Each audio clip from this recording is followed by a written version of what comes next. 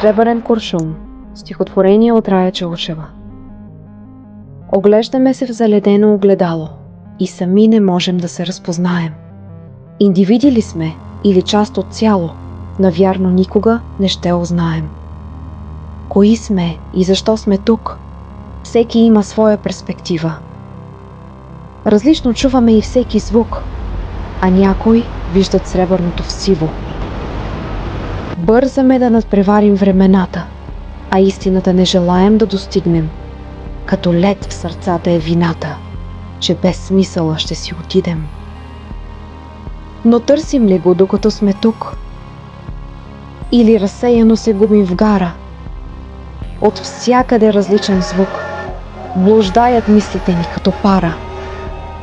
Заглушим ли фоновия шум? Ще съзрем на вярата си светлината. Единственият сребърен куршум, разбиваш ледовете на душата.